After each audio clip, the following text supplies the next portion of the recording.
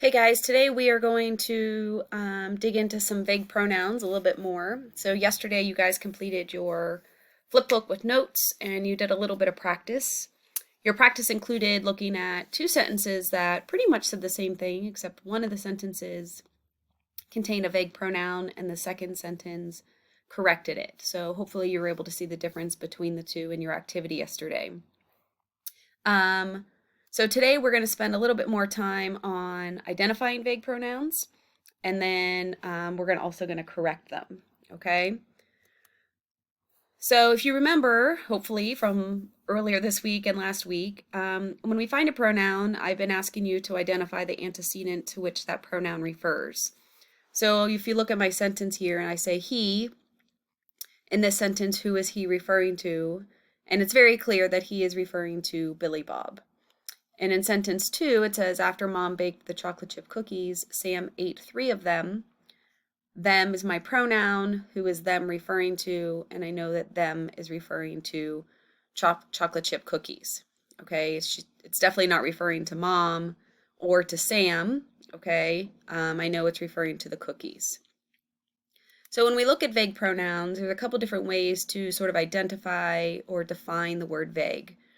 So the word you'll hear a lot is that it's considered unclear, okay? When we read sentences that have vague pronouns, we are often left wondering, we are often confused, and it changes the interpretation of the sentence when a vague pronoun is used.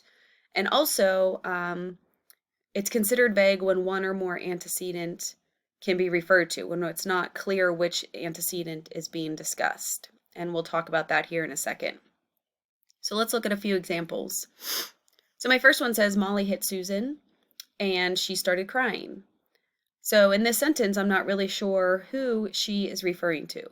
Is she referring to Susan? So Susan started crying, or is she referring to Molly? So although I use a pronoun to refer to a female, I'm not sure which female it is I'm referring to. So to correct that sentence, I would need to be more clear. All right, so I could say Molly hit Susan and Susan started crying. That would take away the confusion. So if I look back here at this previous slide and it says could refer to one or more noun antecedents, that would be a perfect example. She, in this case, could refer to Susan or to Molly, which is why it's considered vague. So I'd have to correct that. So I'd have to replace she with the noun that I'm actually talking about. Let's look at the next one. It says, Jan thumped her foot on the chair and it turned red. So it is my pronoun. I can't tell if what turned red, the chair or the foot.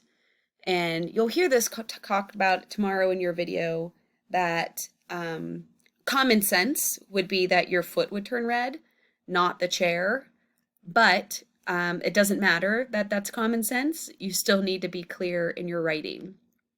So we want to make sure that we can identify the antecedent clearly, even though common sense would tell me that it's going to be the foot, because chairs don't change color.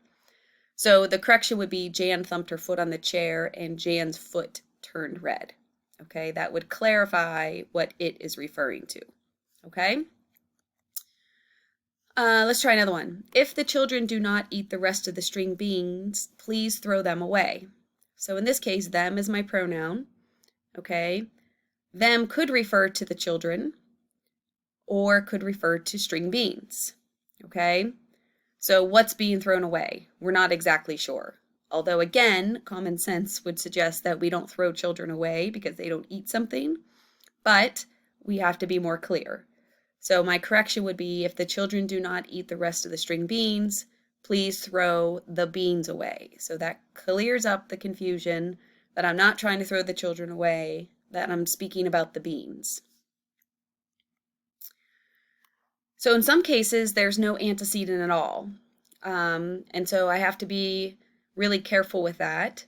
Okay, so I think we talked about earlier in class, at least once, where your parents might say something to you like, hey, can you bring that thing upstairs? Okay, and you guys are thinking like, what? What's that thing? Okay, they don't give you any context. They're super vague in what they're talking about. So that would mean that like there's no antecedent to even try to figure out what they're referring to. So if I look at my first sentence here, it says the girl called the radio station, but they didn't answer. So again, they is my pronoun, and who is they referring to? So the radio station can't answer the phone, okay, because it's a thing, not a person. And it wouldn't be girl, right, because she's making the call. And so I don't really have an antecedent to refer to. So in this case, I would have to correct that. So I could say the girl called the radio station, but the radio personnel didn't answer the phone, or whoever you would say the person would be. In this magazine article, it recommends eating more vegetables. Who recommends? Okay, an article can't recommend, okay, because an article is a thing. So I could correct it by saying, in this magazine article, the writer recommends eating more vegetables. Now, again, this probably sounds just fine to you. And again, it's probably because it's common sense. We often would argue or say that a magazine article can recommend something, but really it's not the article recommending, it's the person writing the article that's recommending. And so that's why we would have to include the writer here. Okay, we're going to go through a couple more practice. So what we're going to do is we're going to read the sentence, we're going to identify the pronoun, we're going to decide if the sentence is vague, and then we're going to look at how we could correct it. So the children watched the fireworks as they flew across the sky. So they would be my pronoun, okay? And what flew across the sky? So again, common sense would probably tell me that it's the fireworks, okay? But they actually technically could also mean children because we're not being very clear. So my vague pronoun would be they. Who flew across the sky, the children or the fireworks? The correction would be the children watched the fireworks as the fireworks flew across the sky. Okay.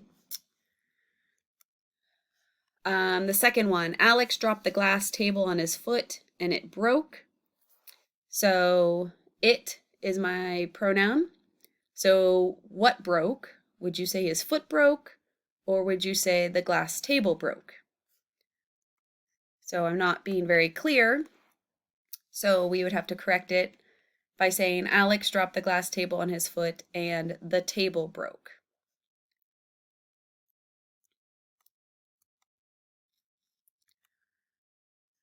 All right, Ashley told Sally that she lost her cell phone and she began to cry.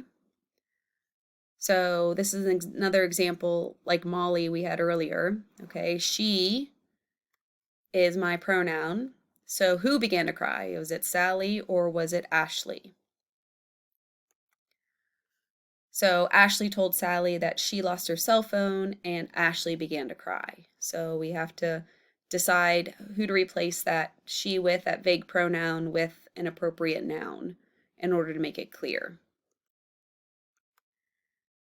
All right, here's our last one. Sandy went to the fire station, but they were not there. So they, I don't really know who they is referring to. Who wasn't there? Okay. So there's a couple different ways you could correct that. I could say Sandy went to the fire station, but the workers were not there. Or maybe Sandy went to the fire station, but the firefighters were not there.